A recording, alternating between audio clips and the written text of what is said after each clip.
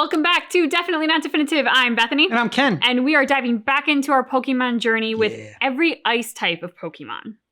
Which is actually kind of fitting because it feels like a cold day today. So, you know, let's just make it even colder. Yeah. Today, let's cover the coolest type in Pokemon. Oh, the I see what you Slick, did there. The Hard, the Snowy Ice-type Pokemon. Let's look at the origins of each one and explain why each Ice-type Pokemon is the Ice-type. Yes. I like the one that was like making a kissy face. But first, Like let's they were have in some drag. Ice-type facts. The Ice-type is the rarest type in Pokemon, so will this be the shortest video in the series? No. Probably. Also, okay. as stated before with some other types, remember, I expected a being curveball. A certain type does not mean that the Pokemon is that thing. Not all Steel-type Pokemon are literally steel, not all Poison-type Pokemon are poisonous, and Yes, we've not seen your other even videos. all Bug-type Pokemon are bugs. And the same thing goes for the Ice-type Pokemon. Not all of them See the one are with kissy face? literally ice. Oh, yeah. I mean, look at them. But still, quite the sizable chunk of them are. So let's cover those Pokemon first and get right into it, starting with the iciest of the Ice-type Pokemon, Regice. Or as some call it, Regice. But there's only one eye, so. A great Hebrew legend, Regice's body I'd is probably call it supposedly Regice. made from Antarctic ice during the Ice Age even. And its Body body can't be is melted. locked at negative 328 degrees Fahrenheit. Whoa, damn. That's as cold as liquid nitrogen. This thing can turn the most abundant part of the air into liquid, and because it can control the temperature of the air around it, it can never melt, not even by direct fire. The Pokemon world doesn't have to worry about global warming. They just chuck Regice into a volcano. That's how it works, right? Burmite is also very cold. Its body rests at negative 150 degrees Fahrenheit, which is still much colder than the coldest natural temperature ever recorded on Earth, which was negative 128. In Antarctica, of course. And while Burmite's underbelly isn't ice, the outer shell on its body is. And when it evolves into Avalugg, its underbelly gets encased in ice as well. And these two Pokemon resemble a stalagmite made of ice and an iceberg. You know what those are. A bit warmer is Cryogonal, want you to which explain rests at negative 148 degrees Fahrenheit and is literally a living snowflake. Their bodies are made in the sky and they just kinda fall. How a snowflake gains sentience, I'll never know. But can you believe that this thing can learn Attract? It's disgusting. But I have this whole video right here about all the other sexless Pokemon. that can Sexless still learn Pokemon, Attract. okay. It's a lot more interesting than you would think, and Cryogonal's the star. I actually do want to see that Warmer one. still is the Vanillite line, featuring Vanillite, Vanillish, and Vanilluxe. There's one. The breath Vanillite. from these things is said to be negative 58 It degrees looks like Fahrenheit. vanilla ice They cream. are based both on Vanilla icicles and Saucer, on yep. ice cream cones. But the white snow topping you see, Yeah, the wrong thing kind of ice cream resembling cone the ice saucer, cream, the isn't actually a Dairy part of its Queen. body. It's just snow that they use to decorate themselves with, and it can melt off as seen here. So really, this line aren't sentient ice cream cones. They're sentient icicles that like to pretend they're ice cream cones. It's still stupid though. And a bit warmer is the snowy form of Castform, a sentient cloud filled with snow. Whenever a Castform gets hit with snow or hail, it turns into this form and its skin gets partially frozen. Also, apparently this thing has skin? Ew. In order for snow to form and Yeah, it's stick, the frostbitten. air at ground level needs to be below 32 degrees Fahrenheit. So That skin turned theoretically, black. Castform in this form is around that temperature. Kyurem would probably be a lot colder, possibly almost as cold as Regice, but those details aren't found in the Pokedex, unfortunately. But it is based on the classical Ice Dragon, a set of dragons that breathe icy air rather than fire. Nice. Its body is frozen, and its wing-looking things on its back are tubes of energy encased in ice. It can also link itself up with Reshiram or Zekrom to become white or black Kyurem, and if all three were ever to combine, it would become the original dragon once more. Thus, it seeks to fill its cold, empty heart with truth or ideals, which those other two Pokemon symbolize. The Alolan forms of Sandshrew and Sandslash are similar to their original forms, but with ice on their bodies, forming an extra layer of protection. Sandshrew resembles an igloo, a hut-like structure made from ice blocks, and Sandslash has icicle spines, and its claws are in the shape of Sandslash, ice good name. picks. I love little details like that. Good job, Game Freak. Glalie has a body made from rock, but on top of that rock is an armor of ice. Looks pretty Fitting, evil. as it Yeah. resembles a hockey goalie mask, a sort of armor for the poor guy getting pucks launched right at him all day.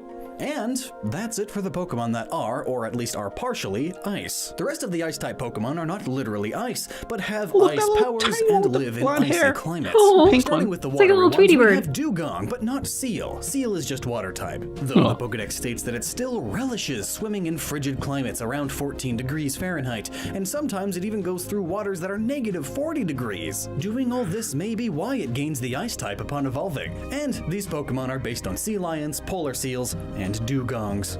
Spheal, Celio, and Walrein are similar based on various seals, sea Walrein? lions, and walruses. And along with Dugong, they all Awesome use name. their extra thick blubber not only for defense from attacks, but also to keep their internal organs warm in their frigid climates. Lapras is a Plesidont, or a Plesiosaurus, an aquatic dinosaur that inspired the Loch Ness Nessie. Monster. They lived all over the world's oceans, from the warm tropics to the frigid climates in the north during the Jurassic period. And unlike most dinosaurs, they gave live birth and were warm-blooded, making them a sort of early whale. Hence, Lapras is being known for their songs and high intelligence. And these dinosaurs' warm-bloodedness allowed them to thrive in these polar waters away from the dangers of most other dinosaurs that would die in such temperatures. So even though Lapras is based on these things that lived everywhere, its reasoning for being ice-type is still a decent one.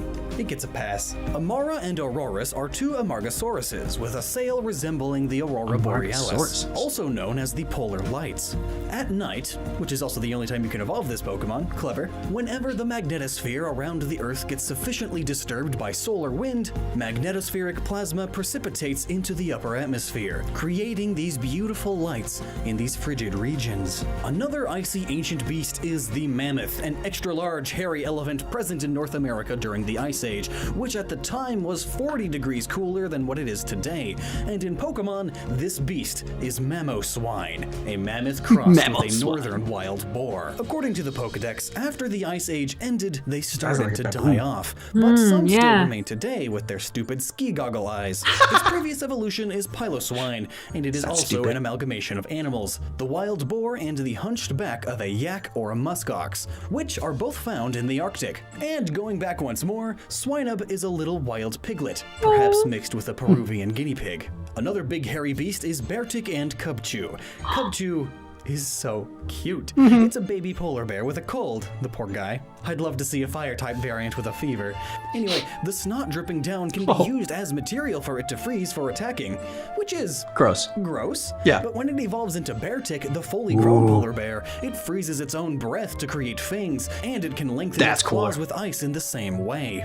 Another predator living in an icy climate is Sneasel and its evolved form Weavile. Based Sneasel? on ermines, weasels, and stoats, these small, long noodle predators come in a variety of colors. They love hunting baby Pokemon and eggs, just like the real things. They are also Sneasel based sounds on like a the Dr. Seuss Kamaitachi, character. a Japanese yokai with sickle hands. And Weavile are said to be very intelligent and can even write in their own language, similar to how humans started early writing during the Ice Age. Glaceon is an Arctic fox-like Pokemon. Its fur makes it appear to be wearing cute little said it warm looks like it could socks, be evil. and its hairpiece resembles an icy ushanka, those hats that Russians use to keep their head warm in the harsh Russian winters. Its tail and back pattern also somewhat resembles a scarf. Not that Glaceon needs to keep warm or anything, their bodies can drop to as low as minus 75 degrees Fahrenheit and be fine. And it can make its fur stand on end and freeze to form tiny little spikes. Another fox, the Alolan forms of Vulpix and Ninetales, are Kitsune just like their Kanto forms, a yokai, but with the coloration of an Arctic fox. It becomes Almost like a My this Little way Pony. as it adapted to Yeah. life on the snowy peaks, just like the Arctic fox adapted with life in the snow. Another yokai is Snowrunt, specifically a Yukiono, a small spirit said to appear when it snows. It appears to be wearing a Yukimino, Japanese garb made of straw for the winter, and it can evolve into Frostlass, yet another yokai. This time it's the Yukiona, a famous ice spirit in the form of a woman that tends to be a little more than murderous. And just because Japan loves ice and Makes yokai me getting think of, mixed, here's two Little more. Nightmares. Smoocher and yeah. Jinx. Jinx is depicted similarly to the iconic fat lady singing opera, usually in a Viking helmet because Vikings. Hence the ice type. Though there is no Viking helmet here. So what's significantly more likely is the yokai Yamauba. It was said that she wore a red, tattered kimono, had white blonde hair, could control the snow, had dark skin, large lips, and Yeah, that's Jinx, obviously. And it was said that Yamauba cared for a small child spirit Yamakuba. named Kintaro, adorable. who had pink skin. So obviously.